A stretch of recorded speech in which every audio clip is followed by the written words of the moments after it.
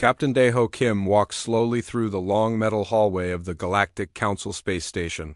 His black military boots made soft clicking sounds on the polished floor that reflected the bright lights above him. The uniform he wore was old and had small tears in places, but he kept his back straight and his head high like a true soldier. The hallway was enormous, much bigger than anything humans had ever built. The ceiling stretched up so high that Daeho could barely see the top.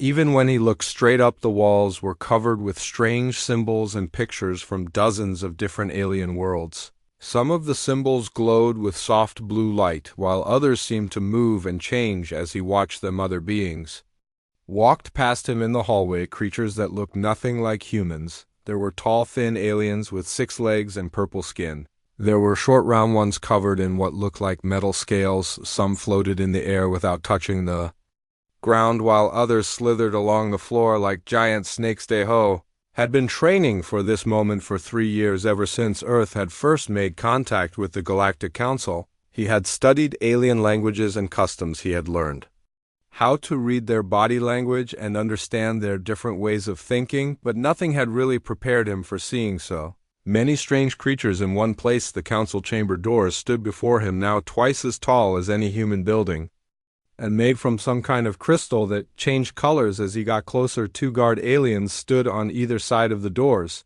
Their bodies were covered in thick armor, and they held weapons that hummed with energy. Daeho could feel the power radiating from those weapons. Even from several feet away, one of the guards spoke in a voice that sounded like grinding metal. "Welcome, human diplomat. The council awaits your presence." Daeho nodded politely and walked through the doors into the chamber. The sight that greeted him was overwhelming. The room was circular and so vast that he could not see the far walls clearly. Thousands of seats rose up in levels around the center floor like a giant bowl. Each seat held a different alien creature, and they all turned to look at him as he entered. The noise in the chamber was incredible. Hundreds of different voices, speaking in languages that sounded like music or machinery or animal calls. Translation devices hung from the ceiling, projecting words in dozens of languages into the air above each speaker. The result was a constant buzz of sound that made Daeho feel dizzy. In the center of the chamber was a raised platform where Daeho was supposed to stand. A spotlight shone down on it, making the platform glow bright white against the darker chamber. He walked toward it, keeping his eyes forward and trying not to look at all the alien faces staring at him. As he climbed the steps to the platform, Daeho activated the small device hidden in his jacket collar. It was so tiny that no scanner could detect it, but it would send a signal to his team letting them know he was in position. The device also contained other things that the aliens would never expect from a simple human diplomat. The Corvani ambassador rose from his seat in the front row of the chamber. The creature was 12 feet tall, with a body like a giant snake, but with 4 arms instead of 2. His skin was dark green and covered in scales that reflected the chamber lights. His eyes were bright yellow, and when he opened his mouth to speak, Daeho could see rows of sharp teeth. "Human," the ambassador said in a voice that echoed through the chamber, "your species has been given a choice. You will surrender your outer colonies to the Corvani Empire, or your entire race will be destroyed. We are not here to negotiate. We are here to inform you of your fate." The translation devices buzzed and hummed as they converted the ambassador's words into hundreds of languages. Daeho listened carefully, but he was also watching the shadows between the tall pillars that supported the chamber ceiling. His enhanced military implants were detecting something that did not belong. There were 12 figures hidden in those shadows, figures that were not part of the normal council security. Their energy signatures were different from the regular guards. These were not here to protect, they were here to kill. The ambassador continued speaking about the power of the Corvani Empire and how resistance was useless. But Daeho was counting the hidden figures and noting their positions: 6 on the left side of the chamber, 4 on the right, and 2 directly behind him. All of them were moving slowly, getting into better positions. Other council members began to speak, some supporting the Corvani demands and others asking for more time to consider. A delegate from the Zephyrian Republic stood up and argued that destroying an entire species was against galactic law. The ambassador just laughed, a sound like breaking glass. Daeho finally spoke his voice carrying clearly through the chamber. Despite the noise, I have a message from Earth for the Corvani Empire. The ambassador leaned forward, his yellow eyes gleaming. With interest speak human, but know that your words will not change your fate. Deho smiled, a cold expression that made several nearby aliens shift uncomfortably in their seats. The message is simple. We know about your assassins. The chamber fell silent so suddenly that the change was shocking. Even the translation devices stopped their constant buzzing. The ambassador's forearms twitched, and his scaled face showed the first sign of surprise. Your 12 killers hiding in the shadows, thought. They were invisible to human eyes. Deho continued, his voice growing stronger. But we see them. We have been watching them since they boarded this station. The hidden figures began to move now, abandoning their careful positions as their cover was blown. 12 alien assassins stepped out of the shadows, each one carrying weapons that glowed with deadly energy. They were different species, but all moved with the same predatory grace. The ambassador hissed in anger, but tried to maintain his composure. You are mistaken, human. There are no assassins. Heraday Ho reached into his jacket and pulled out a small device that looked like a simple communication unit. But as he activated it, the device began to glow with the same energy signature as the assassin's weapons. Actually, there are 11 assassins here now, he said calmly. The first assassin, the one who had been positioned directly behind Deho, suddenly staggered. His weapon fell from his hands and clattered on the chamber floor. Purple blood began to pour from his mouth and nose as he collapsed. The other alien delegates screamed and began to flee from their seats. The chamber erupted into chaos as thousands of creatures tried to escape through the exits at once, but the remaining 11 assassins did not run. They raised their weapons and aimed them directly at Deho. The human diplomat stood perfectly still in the center of the platform, surrounded by alien killers who wanted him dead, but instead of fear, his face showed only calm determination. He spoke into his communication device in Korean, a language that none of the aliens understood. The hunt begins, he said, and his smile grew wider. The assassins fired their weapons all at once, sending streams of deadly energy toward the platform, but Deho was no longer standing there. He had moved faster than any of them thought possible for a human. Rolling behind the platform base as the energy beams crossed overhead from his new position, Deho activated more devices hidden throughout the chamber. Equipment that had been disguised as simple human diplomatic tools began to reveal their true nature. The briefcase he had carried in contained enough firepower to level a small building. The pen in his pocket was actually a high-precision targeting system. The second assassin died when the chamber floor beneath his feet exploded upward. The explosion had been perfectly timed and positioned to catch him as he moved to a new firing position. His body was thrown against the chamber wall with such force that it left a dark stain on the crystal surface. The remaining 10 assassins realized they were not hunting a helpless diplomat. They were fighting a trap that had been years in the making. Every detail of this diplomatic mission had been planned not for negotiation but for war, and Captain Deho Kim, formerly of Earth Special Forces, was just getting started. The remaining 11 assassins scattered like frightened animals through the massive space station. Each one believed they could regroup and complete their mission from a better position.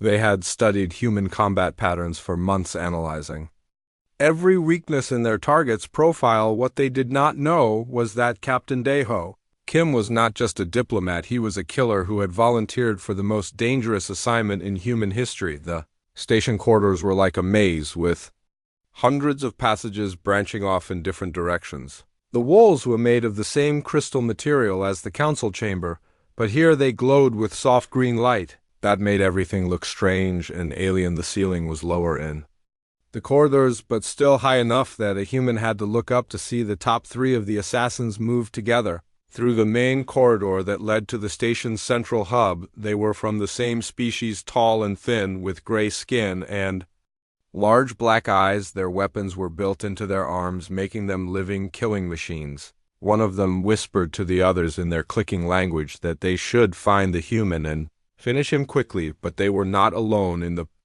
corridor. Jiwoo Park sat in the human intelligence ship hidden deep in the asteroid belt outside the station. Her fingers moved across holographic displays that showed every corridor and room in the massive structure. Tiny cameras no bigger than Dust particles had been placed throughout the station weeks ago, giving her a perfect view of everything that happened. She watched the three assassins moving through the main corridor and smiled. Coldly, her partner Deho was somewhere in the station, hunting the killers, but she was his eyes and ears guiding him to his targets. She spoke into her communication device in Korean, letting him know where his enemies were hiding. Second assassin died in a maintenance shaft deep in the stations. Lower levels, he had been crawling through the narrow space trying to reach the power core where he could disable the station systems and trap the human. The shaft was barely wide enough for his four-armed body, and he had to squeeze through tight spaces between pipes and cables. What the assassin did not know was that Deho had been waiting for him. The explosive device was so small that it looked like just another piece of station equipment, but when it detonated, the blast tore through the maintenance shaft like thunder. The assassin's body was wedged between the pipes as the explosion crushed him from all sides. His screams echoed through the metal walls, but there was no one to hear them, except his killer. The third assassin met his end in the station's artificial garden, a beautiful place where plants from dozens of worlds grew under artificial sunlight. The garden was meant to be peaceful, with flowing water and soft music playing from hidden speakers, but today it became a killing ground. The assassin crept through the tall plants, searching for any sign of the human. He moved carefully, using his natural camouflage ability to blend with the green leaves around him. His species had evolved on a jungle world, and he was confident that no human could track him in this environment.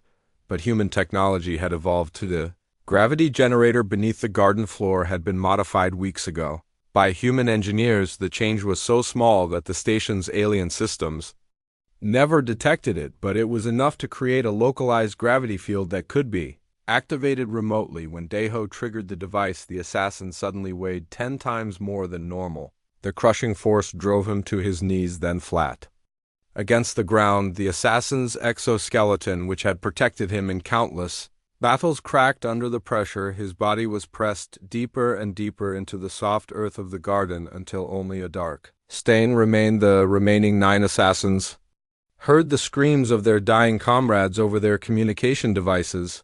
Panic began to replace their professional confidence. These were killers who had eliminated targets across the galaxy, yet they found themselves being hunted by a single human. The 4th and 5th assassins tried to use their species' natural speed to escape through the station's outer ring. They moved faster than any human should be able to follow, racing through corridors at incredible velocity. Their plan was to reach the docking bay where their ship waited and call for reinforcements, but they never made it. The corridor they chose led directly into a trap that had been prepared months ago. Emergency bulkheads slammed shut behind them, sealing off their escape route. The lights went out, plunging them into total darkness. Their enhanced vision allowed them to see in the dark, but what they saw made them freeze in terror. Deho stood at the far end of the corridor, his human silhouette barely visible in the dim emergency lighting. He was not running or hiding. He was walking toward them, slowly and calmly, like death itself. The assassins fired their energy weapons, filling the corridor with deadly beams of light, but the humans seemed to know exactly where each shot would go. He moved between the energy blasts like he was dancing, stepping aside at the last second as death passed by him. The 4th assassin died when Deho reached him. The human carried a blade forged from rare earth metals that could cut through any known material. The weapon sliced through the assassin's armor like it was paper. The creature fell in 2 pieces, his body sliding across the polished floor in opposite directions. The 5th assassin lasted longer, using his species' natural ability to climb walls and ceilings. He scrambled up the corridor walls, trying to attack from above, but human thermal imaging revealed his position instantly. Deho threw his blade with perfect accuracy, and the assassin fell from the ceiling, already dead before he hit the ground. The remaining 7 assassins gathered in the station's communication center, trying to contact their ship for emergency extraction.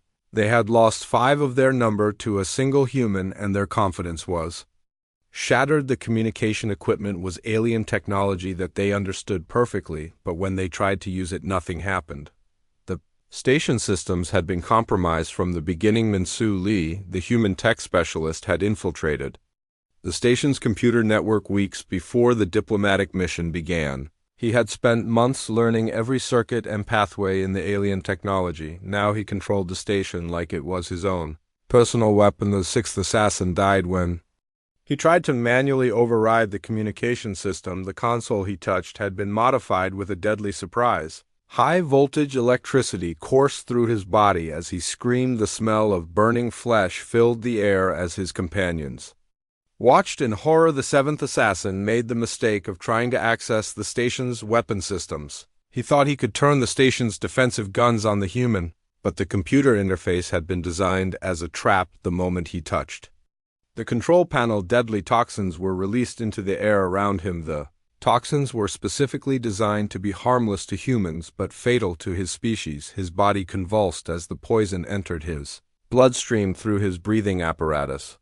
He fell to the floor, gasping for air that would never come. The remaining 5 assassins realized they were trapped in a station that had been turned into a killing machine. Every system, every door, every piece of equipment was potentially deadly.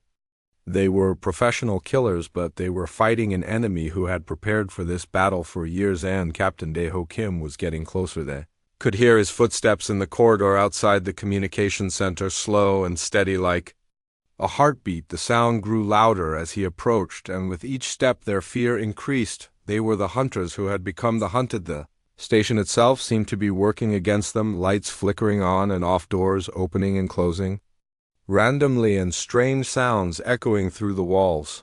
It was as if the entire structure was alive and hungry for their Bludgewu Park. Watched from her ship as the 5 surviving assassins huddled together in the communication center, she could see the fear in their alien faces through her cameras. They had come to kill one human diplomat, but instead, they had walked into a trap that was slowly devouring them. She spoke into her communication device, telling Dae-ho the exact position of his remaining targets. Her voice was calm and professional, but inside she felt pride for her partner. He was doing exactly what they had trained for, turning their enemy's strength against them. The hunt was not over yet, but the outcome was no longer in doubt. The assassins had brought superior numbers and advanced weapons, but the humans had brought something more powerful: preparation, intelligence, and the absolute refusal to give up. The remaining 5 killers were about to learn why humanity had earned its place among the stars.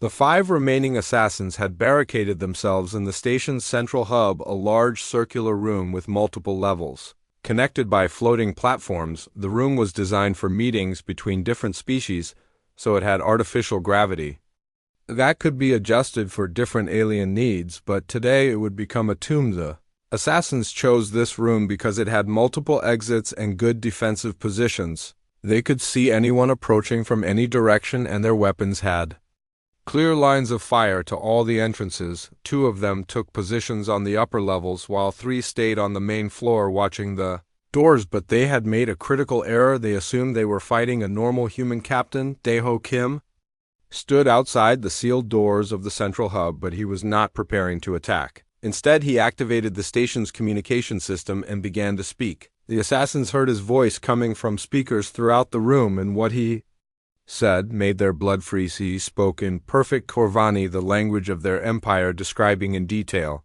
how each of their dead companions had died. He knew their names, their species, their homeworlds, and their families. He talked about the 4th assassin who had been cut in half and how long it had taken him to die. He described the screams of the 7th assassin as poison ate away at his internal organs. The psychological effect was devastating. These were professional killers who had eliminated countless targets across the galaxy, yet they found themselves terrified by the calm voice of a single human who seemed to know everything about them. The 8th assassin was the first to break under the pressure. He was young for his species, and this was only his 3rd assassination mission.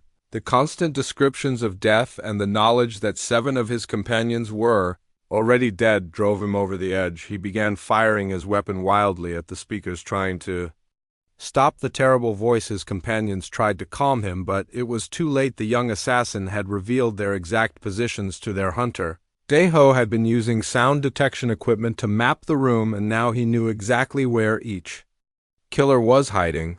The human struck from above, dropping through a ventilation shaft that led directly into the center of the room. The assassins had never considered that someone might attack from the ceiling. Their defensive positions were useless.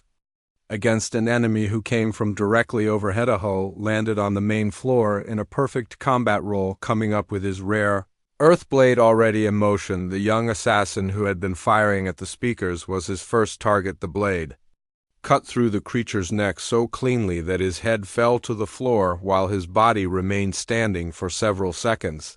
The other assassins opened fire, but their target was already moving. Deho used the room's floating platforms to his advantage, leaping from level to level like a deadly ghost. The artificial gravity system had been modified to respond to his movements, giving him enhanced jumping ability while his enemies remained stuck with normal gravity. The ninth assassin tried to use his species' natural camouflage ability, blending with the walls of the room until he was nearly invisible. But human technology had been specifically designed to counter this advantage. Thermal imaging revealed his exact location, and infrared targeting systems guided Deho's movements. The fight was brutal and swift. The assassin thought he had the perfect ambush position, but Deho appeared behind him as if he had materialized from thin air. The blade found its mark, and the assassin fell forward, his camouflage failing as life left his body. The remaining three assassins were now in full panic mode. They had abandoned their defensive positions and were trying to escape through any exit they could find, but every door was sealed and every ventilation shaft was blocked. The station had become their prison. Minsu Lee watched from the human intelligence ship as the three surviving killers ran from room to room looking for a way out. He had complete control of the station's systems and was sealing passages just seconds before the assassins could reach them. It was like watching mice in a maze, except these mice had been sent to kill his friend. The 10th assassin made a desperate decision. He activated a personal teleportation device that would transport him directly to his ship, but human engineers had been studying alien technology for years, and they had prepared for this possibility. The teleportation beam was intercepted by a quantum disruption field that had been installed throughout the station. Instead of reaching his ship, the assassin materialized inside a sealed chamber filled with deadly radiation. His body began to dissolve at the molecular level as he screamed in agony. The 11th assassin tried a different approach. He began destroying the station systems, hoping to disable the traps that were killing his companions. His energy weapon tore through control panels and computer terminals, sending sparks flying through the air. But this was exactly what Deho had been waiting for. Each destroyed system triggered a specific response. The assassin had unknowingly activated a series of defensive measures that turned the entire central hub into a killing field. Automated defense turrets emerged from hidden panels in the walls. Energy barriers appeared and disappeared, randomly creating a maze of deadly obstacles. Gas began to pour from the ventilation system, a mixture that was harmless to humans but toxic to most alien species. The assassin found himself trapped in the center of the room, surrounded by his own destruction. His weapon was running out of power, and he could feel the toxic gas burning his lungs. He tried to reach one of the exits, but the energy barriers blocked his path. At every turn, Deho appeared at the top of the upper level, looking down at his trapped enemy. The human was completely calm, showing no sign of the violent battle. He had just fought. His uniform was torn, and there was alien blood on his hands, but his expression was as cold as ice. He spoke again in the Corvani language, telling the assassin exactly how he was going to die. The gas would paralyze his nervous system first, then shut down his organs one by one. It would take approximately 12 minutes, and he would be conscious for most of it. The assassin begged for mercy in his native tongue, but Deho just watched as the toxic gas did its work. The killer, who had come to murder a human diplomat, died slowly and painfully while his intended victim counted down the seconds. Now only one assassin remained. The 12th and final killer had hidden himself in the station's power core, a dangerous area where the massive energy generators created enough radiation to kill most life forms, but his species had natural resistance to radiation, and he thought he had found the perfect hiding place. He was wrong. He Jin Choi, the human engineer who had designed the station's power systems, had been waiting for someone to try this exact strategy. The power core was not just a source of energy, it was a carefully designed trap that could be activated remotely. When the assassin entered the power core area, He triggered sensors that had been placed throughout the chamber. His exact location was transmitted to Daeho, who was already making his way through the station's lower levels. The hunt was almost over. The final assassin crouched behind one of the massive energy generators, clutching his weapon and trying to control his fear. He was alone now, the last survivor of what had been the most elite assassination team in the Corvani Empire. His 11 companions were dead, and he knew that the human was coming for him, but he was determined to complete his mission even if it meant his own death. He had explosive charges built into his body that could destroy the entire power core if he could not kill the human diplomat. He would at least take him down with the station. The footsteps in the corridor outside grew louder, steady and unhurried like the approach of death itself.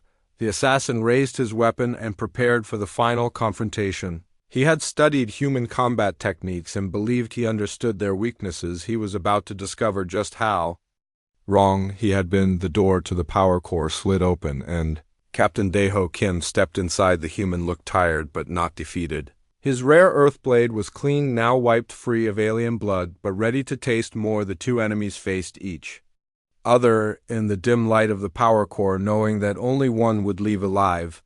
The assassin fired first his energy weapon, sending a stream of deadly plasma directly at the human's chest. But Daeho was no longer standing where the shot had been aimed. He had moved with inhuman speed, rolling behind one of the generators as the energy beam passed harmlessly overhead. The final battle had begun. The final assassin had made his last mistake when he retreated to the power core. He thought the radiation would protect him, but instead he had walked into the most carefully prepared trap on the entire station. The power core was not just the heart of the station's energy system, it was a weapon that had been designed specifically for this moment. Captain Daeho Kim moved through the maze of energy generators, like a ghost, using the massive machines as cover while he closed in on his target. The assassin fired repeatedly, his energy weapon lighting up the dim chamber with deadly beams of plasma. But every shot missed, as the human seemed to know exactly where each blast would go. The assassin began to panic as he realized his weapon was running low on power. He had been firing wildly, hoping to hit his target through sheer volume of shots, but the human was too skilled, too prepared, and too calm under pressure. This was not the helpless diplomat he had been sent to kill. Daeho spoke from somewhere in the darkness, his voice echoing off the metal walls of the power core chamber. He was speaking in the assassin's native language again, describing how the creature would die. The human had studied every species in the assassination team and knew exactly how to kill each one. The assassin tried to activate his suicide device, a small explosive charge implanted in his chest that would destroy the entire power core. But when he reached for the activation switch, nothing happened.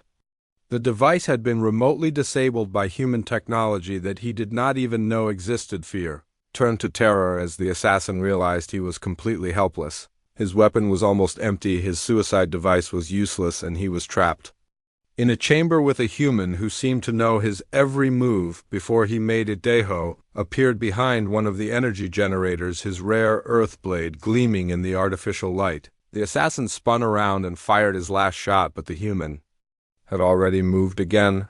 The energy beam hit the generator, sending sparks flying through the air. But the target was gone. The assassin threw down his useless weapon and tried to run, but there was nowhere to go. The power core chamber had only one exit, and the human was between him and the door. He was trapped like an animal with a predator that had been hunting him since the moment he stepped onto the station. But the real trap was not just the power core or the sealed chamber, it was the entire mission itself. What the assassin did not know was that every human on the station was actually a trained operative. The diplomatic mission had been carefully planned, not for negotiation, but for war. Every person who appeared to be a civilian was actually a soldier in disguise. Jin Choi had been posing as a maintenance worker for 3 months, learning every system on the station and preparing for this exact scenario. Her job was to maintain the illusion that the station was run by normal alien workers while actually controlling every critical system. She had been watching the battle in the power core through hidden cameras, and now she activated the final phase of the trap. The energy generators began to change their frequency, creating a resonance field that would be fatal to the assassin species but harmless to humans.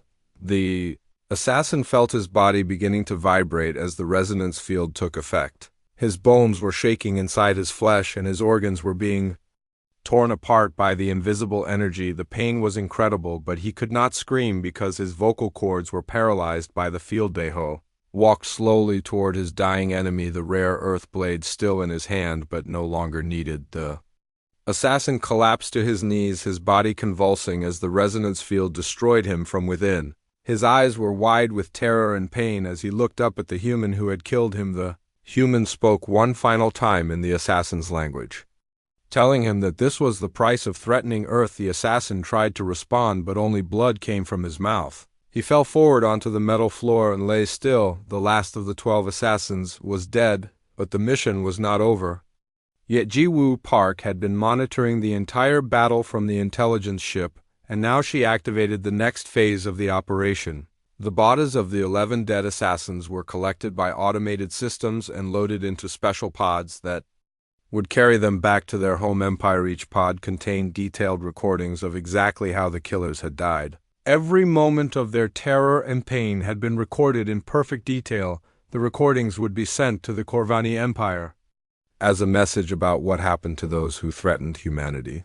The 12th assassin, the one who had died in the power core, was kept alive long enough for the medical team to extract information from his brain. Human technology could read alien memories, and now they knew everything about the assassination plot. The information was transmitted directly to Earth Command, where military strategists were already planning humanity's response.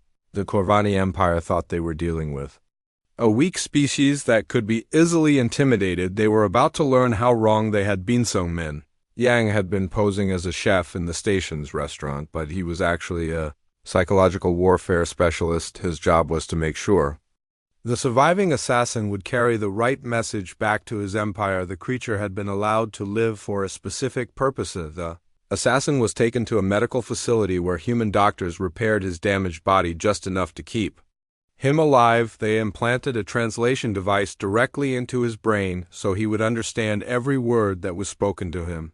His memory was enhanced so he would never forget what he had witnessed. When the assassin was finally conscious again, he found himself strapped to a medical table surrounded by humans who looked at him with cold professional interest.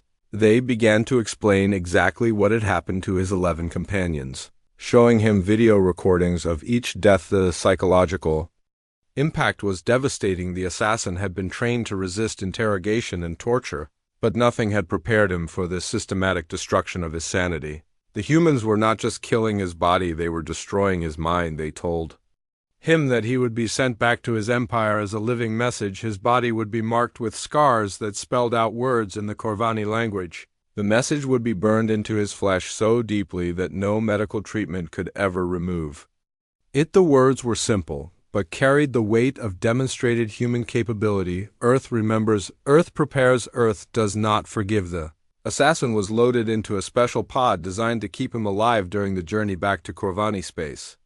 The pod contained life support systems that would maintain his body, but also psychological conditioning equipment that would replay the recordings of his companions' deaths over and over again. By the time he reached his homeworld, he would be completely broken psychologically, but still able to deliver his message. The Corvani Empire would see what happened to their most elite killers and understand that humanity was not the weak species they had believed. The operation had been a complete success, but it was only the beginning. Ambassador Soyoung Kim Dae-hosea sister arrived at the station the next day to begin the real diplomatic negotiations. She was the true diplomatic mind behind the mission, while her brother had been the warrior. The assassination attempt had been anticipated and planned for from the very beginning. She addressed the Galactic Council with calm authority, explaining that Earth would not surrender its colonies, would not negotiate from a position of weakness, and would consider any future assassination attempts to be acts of war. The alien delegates listened in stunned silence as she described the human response to the Corvani threat.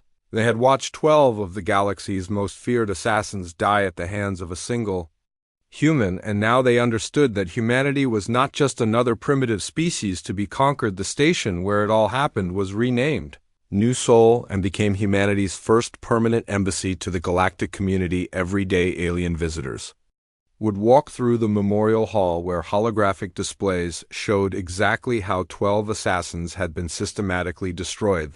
The message was clear to everyone who visited Earth was home to a species that could turn any situation into an advantage, any enemy into a lesson, and any threat into an opportunity to demonstrate why humanity deserved its place among the stars. The trap had been sprung, and the galaxy would never look at humans the same way again. The Corvani Empire received the pods containing their dead assassins.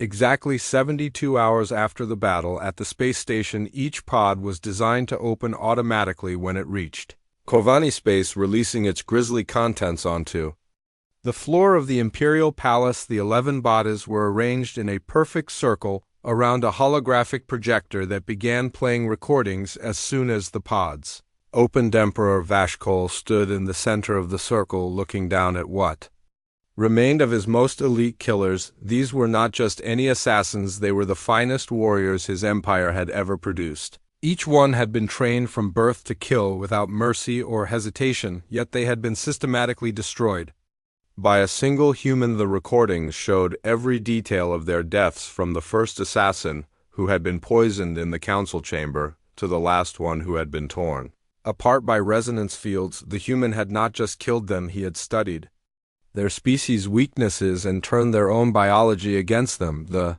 Emperor watched in growing horror as the recordings revealed the true nature of the human trap. The diplomatic mission had been a carefully planned military operation designed to demonstrate human capabilities. Every system on the station had been modified to create the perfect killing ground, but the most shocking revelation was still to come. The 12th assassin arrived 3 days later, his pod containing life support systems that had kept him alive during the journey back to Corvani space. When the pod opened, the creature stumbled out onto the palace floor, his body covered in scars that spelled out words in the Corvani language. The message burned into his flesh was simple but terrifying. Earth remembers, Earth prepares, Earth does not forgive. The surviving assassin could barely speak, his mind shattered by the psychological conditioning he had endured during the journey, but what he did manage to say made the Emperor realized the true scope of the human threat. The humans had not just defeated his assassins, they had studied them, learned from them, and prepared countermeasures for every possible attack.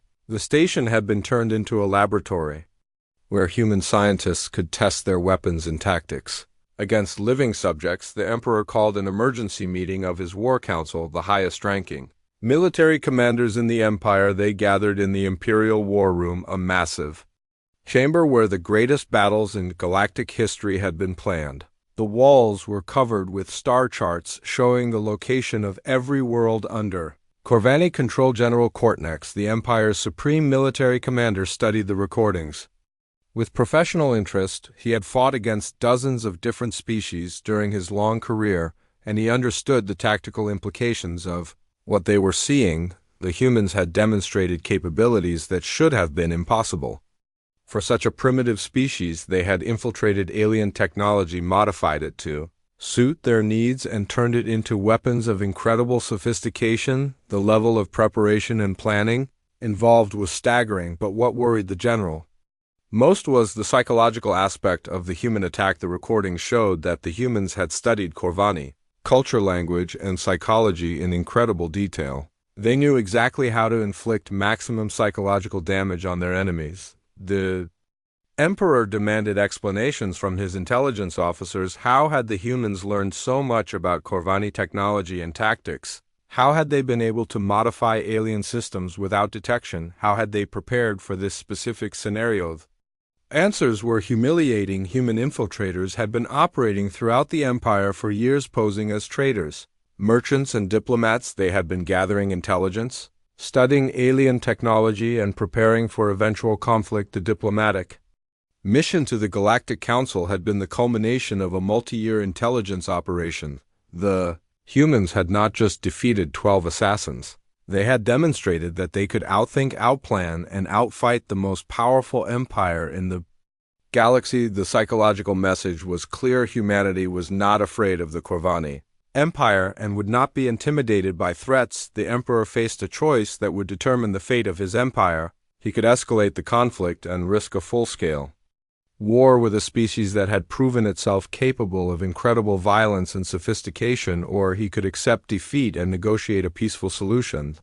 The decision was made easier by intelligence reports that began arriving from throughout the Empire. Human agents had been activated simultaneously across dozens of worlds. They were sabotaging military installations, assassinating key leaders, and spreading propaganda that encouraged rebellion against Corvani rule. Humans had not just planned for one battle, they had prepared for total war. Jene Lim, the human systems engineer who had designed the station's security systems, was already working on the next phase of the operation.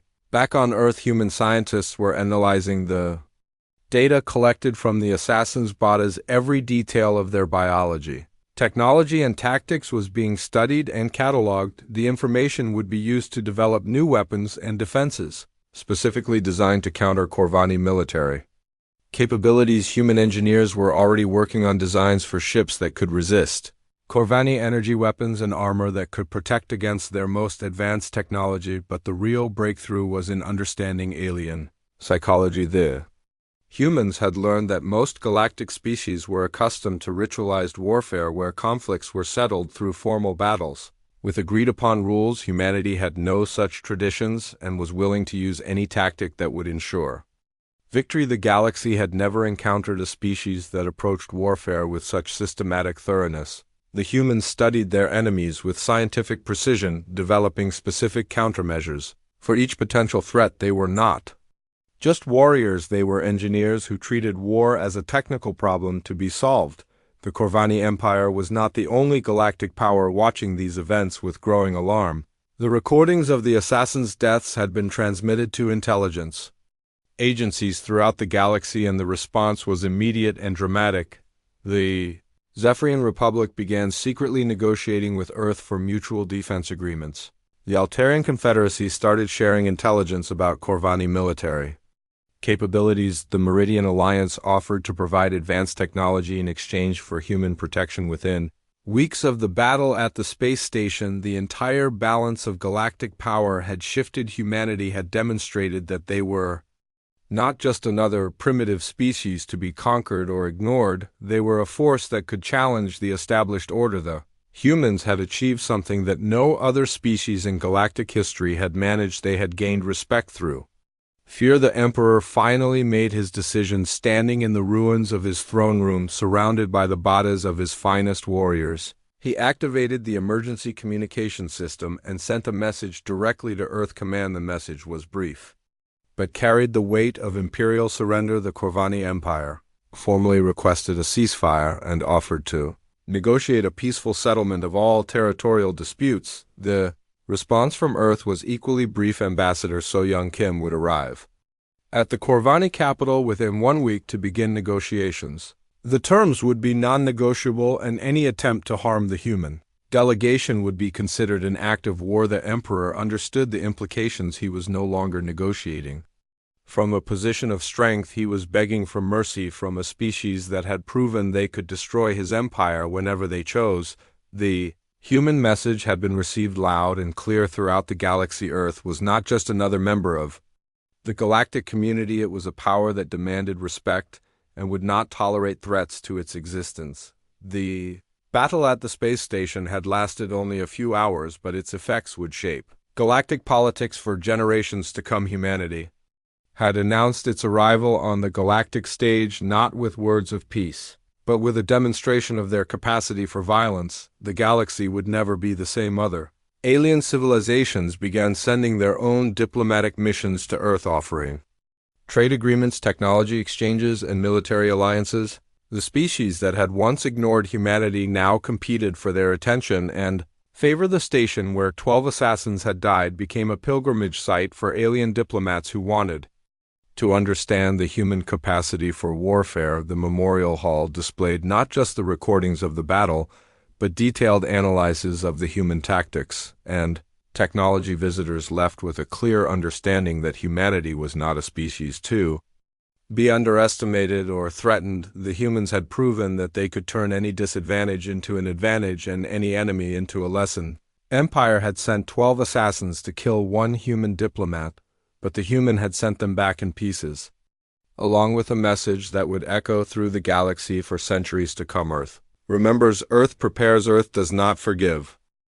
Ambassador So Young Kim arrived at the Corvani capital exactly 1 week after her brother had killed 12 assassins. The massive imperial city stretched across the surface of 3 connected moons, each one covered in towering spires that reached toward the stars. The architecture was designed to intimidate visitors with its massive scale and alien beauty, but So Young was not intimidated. She walked through the imperial palace accompanied by a small human delegation, each member carefully chosen for their specific skills. The Corvani guards who lined the corridors were the finest warriors in the empire, yet they stepped aside nervously as the humans passed. The throne room was enormous, with a ceiling that disappeared into darkness. Above, the emperor sat on a throne made from crystallized starlight, surrounded by his advisors and military commanders. The room was designed to make visitors feel small and insignificant, but the humans showed no sign of fear or respect. Emperor Vashkol had ruled the Corvani Empire for over 200 years, conquering dozens of worlds and enslaving countless species. He had never been forced to negotiate with anyone, yet here he sat waiting for terms from a species he had dismissed as primitive. Only weeks ago So Young spoke in perfect Corvani, her voice carrying clearly through the vast chamber. She did not offer greetings or diplomatic pleasantries. Instead, she began with a simple statement that made the emperor's blood freeze. The Corvani Empire will withdraw from all human territories immediately. All military forces will be recalled to Corvani space and will not approach human worlds without permission. Any violation of these terms will be considered an act of war. The emperor started to protest, but So Young continued speaking, her voice never rising but somehow becoming more menacing with each word. Furthermore, the empire will pay reparations for the assassination attempt. These reparations will take the form of advanced technology, scientific data, and strategic resources. The amount and type of reparations will be determined by Earth Command, not by Corvani negotiators. The alien delegates in the throne room began to whisper among themselves in shock. Never in galactic history had a major empire been forced to accept such humiliating terms. The humans were not just demanding victory, they were demanding submission. But So Young was not finished.